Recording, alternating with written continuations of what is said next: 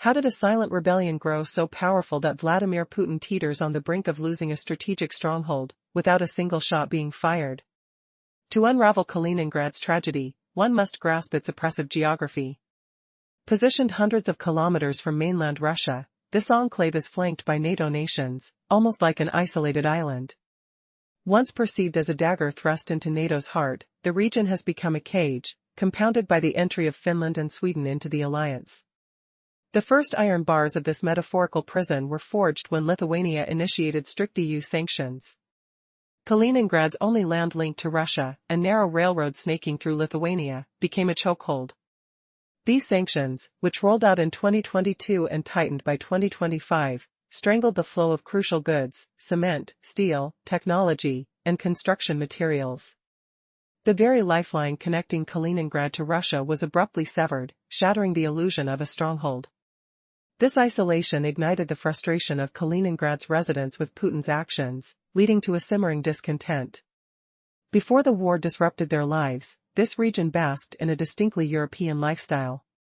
Kaliningrad citizens would shop in Poland and vacation in Lithuania, reveling in a blend of cultures. But as the war loomed, their quaint existence crumbled, bringing an economic disaster that rippled through every household. Industries once thriving, like the Avtator plant, churning out vehicles for brands such as BMW, Kia, and Hyundai, ground to a halt. The exit of Western partners and a sharp decline in spare parts availability led to mass layoffs. Workers who once took pride in their jobs faced an unthinkable reality, their dreams dashed overnight. With soaring food prices, basic staples like butter skyrocketing by 34%, the specter of hunger loomed over them. Supermarket shelves that had once brimmed with choices now echoed with emptiness. How long could patience last in a fortress of despair? The wellspring of discontent grew, leading to a collective awakening among the people, a rebellion not fueled by ideology but born from necessity, from hunger, from the harrowing reality of daily survival. Could this suffocating economic reality spark a broader uprising? Faced with loss of livelihood and dignity, citizens who once supported Putin began to voice their dissent. The question hung heavy in the air: why should their children fight for dreams that were never theirs? The fortress once believed impervious is now crumbling from within. As despair festers, has the Kremlin underestimated the resolve of its own people? Thousands of jobs vanished overnight. The port trade in Kaliningrad plummeted by 70%. The most harrowing evidence of this economic collapse appeared on supermarket shelves, where essential foods faced staggering increases. Butter prices shot up by 34% in a single year, signaling the threat of food rationing that felt all too familiar, evoking memories of the tumultuous 1990s. From this chaos, a silent rebellion emerged among 450,000 residents. This uprising was not born from political ambition but stemmed from empty stomachs and despair. Once trusting in Putin's vision of strength, citizens now found themselves grappling with the harsh reality of empty shelves and soaring costs, a stark betrayal of their expectations. On social media, voices that once echoed applause now shouted defiance against the regime. You promised us a strong fortress. Instead, we're starving within it. Why must our children pay the price for the elite's imperial dreams? As hunger and hopelessness took root, the people faced a choice: to fight, to submit, or to flee. The most educated, vibrant, and Western-leaning citizens chose the last option, the Great Escape. This exodus signaled the ultimate failure of the Kremlin's propaganda. The very heart of Kaliningrad's future was racing toward the west. Reports indicated a quiet, yet massive outflow of residents, particularly those Russians who had relocated post-2014. But this was no journey back to mainland Russia. Instead, it represented a desperate flight toward Poland, Lithuania, and Germany. What happens when hope is replaced by desperation? And dreamers become fugitives? How does a region once viewed as a stronghold for power become a beacon of rebellion? As the uneasy silence and fear grow deeper, will the walls of control crumble? The people of Kaliningrad stand at a crossroads, and the choices they make will echo across borders. Will they find salvation or face hardship alone in a land transformed? In the wake of desperation, a significant number of Kaliningrad residents, especially those who moved there after 2014, are quietly making their escape. But this isn't a journey back to the Russian heartland. No, it's a brave flight toward the west. With barely enough savings to last, they seek refuge in Poland, Lithuania, and Germany, attempting to flee from a vision that has turned into a bleak reality. Those who once eagerly supported Putin's vision of a Russian world are now abandoning it. They leave behind their lives, clutching only their most basic possessions, reminiscent of their humble beginnings. This mass exodus is unraveling the very fabric of Kaliningrad society. The academies, which once stood tall with promising scholars, are experiencing a brain drain as the best students and professors depart. Hospitals that thrived on skilled professionals are losing their doctors, trained to meet Western standards, seeking better opportunities beyond the chokehold of the regime. Technology firms and ambitious startups are left in the dust as brilliant engineers find their way to Berlin or Warsaw. What remains in Kaliningrad is an aging, impoverished, and disillusioned population, one that has become heavily reliant on a regime they've begun to resent. This growing discontent is gnawing at Russia's influence, as control evaporates not through military might, but from a shifting of loyalties among its own people. When you deplete the youthful spirit of a region, tanks and missiles won't hold sway for long. Simultaneously, as this internal turmoil brews, external military tensions have escalated to unprecedented levels. Putin's reckless drone deployments and air provocations in the Baltic Sea have drawn the attention of NATO, turning Kaliningrad from a menacing threat into a strategic target. Retired U.S. General Ben Hodges put it succinctly, NATO could seize this territory rapidly, revealing an alarming truth: Russia might struggle to defend its own stronghold. This is no mere commentary but reflects a significant shift in military strategy, underscoring that NATO no longer regards Kaliningrad with fear. Instead, it has emerged as Russia's weakest link, an Achilles heel that NATO intends to exploit. As troops gather, their resolve solidifies, and the winds of conflict grow ominous. The looming question remains: how does a leader wrestle with the unraveling of his empire, facing not only an internal strife but now, an external threat at the gates? In the recent chapters of a geopolitical saga, NATO's perception of Kaliningrad has transformed dramatically.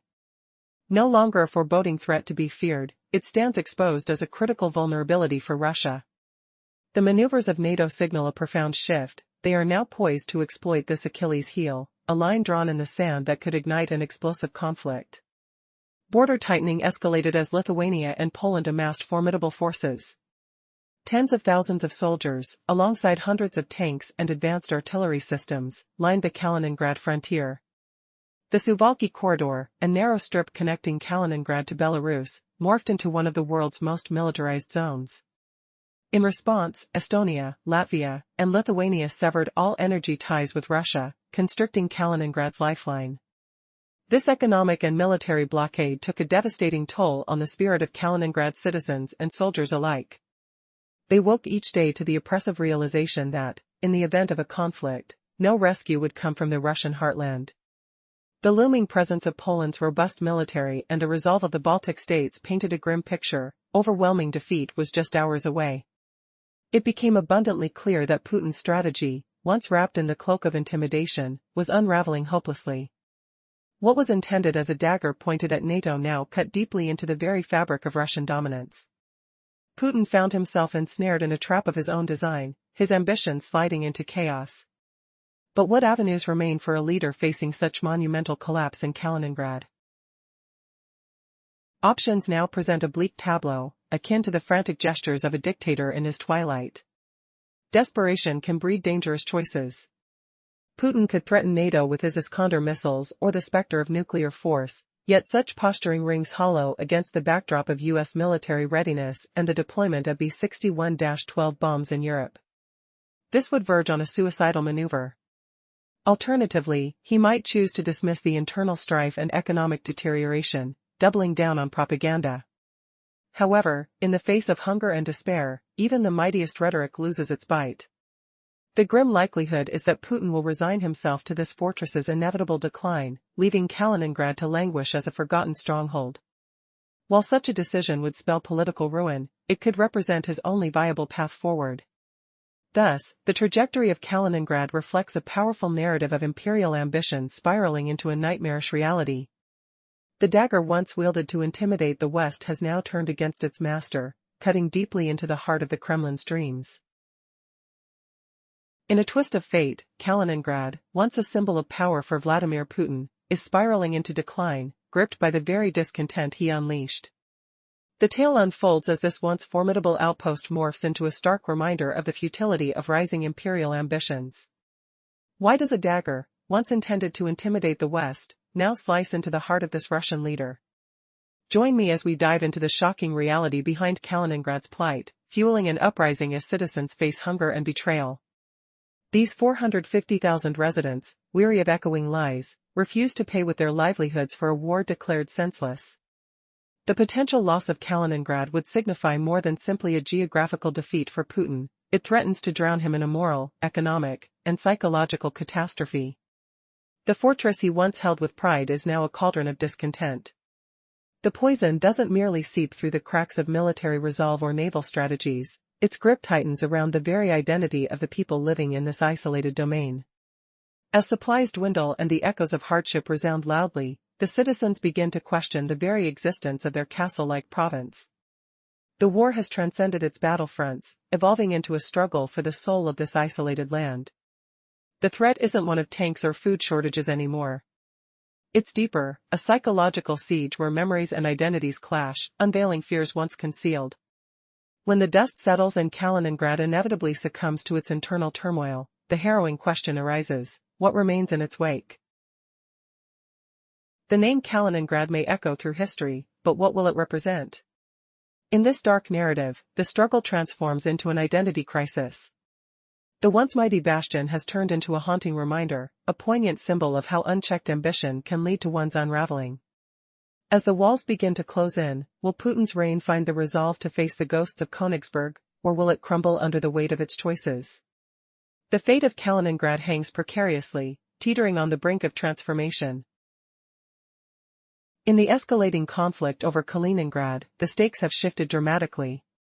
No longer is the question merely about when this isolated region will fall, rather, the urgent inquiry now centers on what will take its place and what it will be called. Once a bastion of strength for Russia, Putin's fortress is now ensnared in a dangerous identity crisis.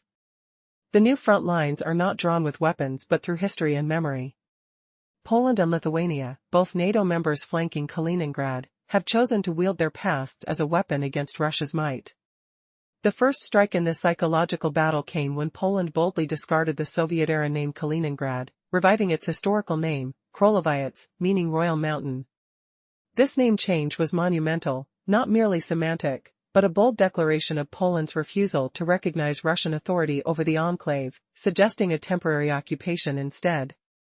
Lithuania soon followed suit, reclaiming the city by adopting its historical Lithuanian name, Karolockius.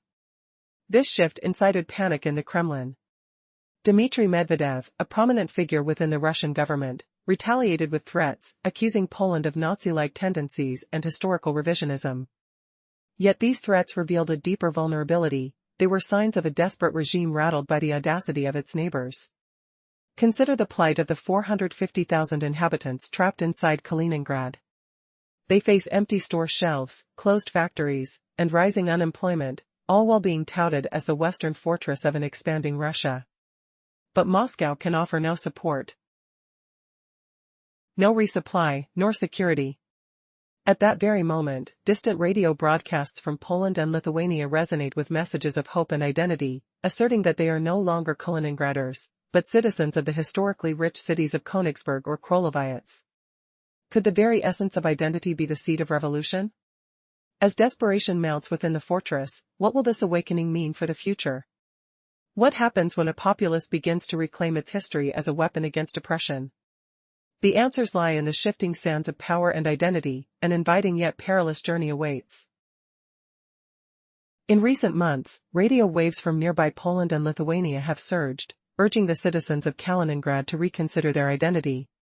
They are no longer merely residents of a Russian enclave but potential heirs of a rich European past, of Königsberg, the birthplace of the renowned philosopher Immanuel Kant. Once a bustling center of Baltic trade and European culture, the allure of this history contrasts sharply with the bleak reality imposed by the Kremlin. A devastating narrative has emerged, revealing that the promises of a robust Russian world merely mask a harsh truth of empty store shelves, military provocations, and international isolation. The haunting legacy of Königsberg invokes a sense of loss, sparking an identity crisis that could fuel rebellion. While the Moscow regime may threaten military might, the whispered calls to embrace their pre-Soviet roots resonate more profoundly. Ironically, Germany, the nation that once occupied this territory, remains a silent observer. Though Berlin supports its NATO allies, its measured stance adds weight to the history that Kaliningrad's people are beginning to reclaim. The remnants of their Germanic heritage now serve not as mere tourist attractions but potent symbols capable of undermining the Kremlin's narrative. As Kaliningrad attempts to rebuild its historic sites, a move initially focused on tourism, these structures have transformed into a rallying cry for a lost identity, presenting an uncomfortable truth for Putin. In suppressing this heritage, he risks revealing that Russia's claim over the region stems solely from the violence of historical conquest, leaving a gaping chasm where cultural legitimacy should reside. This poignant conflict, between nostalgia for a European identity and the brutal realities of life under Moscow, sets the stage for a potential uprising. What happens when a population suddenly realizes the weight of its history? As hunger gnaws at their hopes, can the spark of a forgotten past ignite the flames of rebellion? Amid these circumstances, a critical question looms: will Kaliningrad's identity mirror the ideals of its past, or will oppression forge a new path of discontent? Inside Kaliningrad, a perfect storm brews.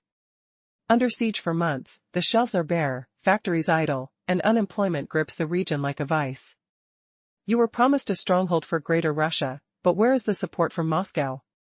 Meanwhile, whispers drift from Poland and Lithuania, amplified and enticing.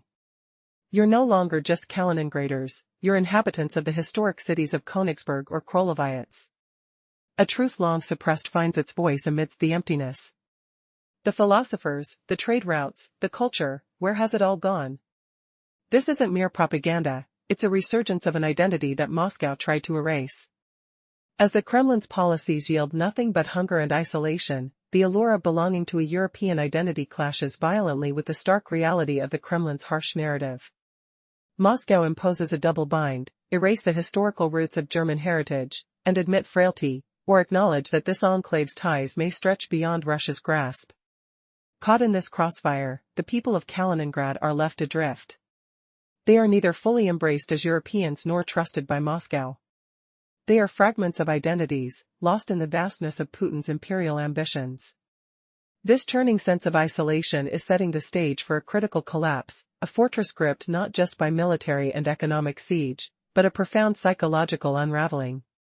As the fire in that fortress's heart isn't merely fueled by broken promises, it ignites a growing sense of national identity. Will this ember of awakening ignite a full-blown revolution? In a situation marked by despair, will hope emerge from the ashes of discontent? Kaliningrad stands at a perilous precipice. Now, as desperation mounts, Putin's once mighty fortress faces a choice: respond with strength or watch as the very foundation crumbles underfoot. The tension mounts, and something has to give.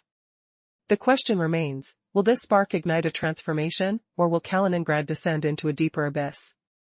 The outcome hangs in the balance.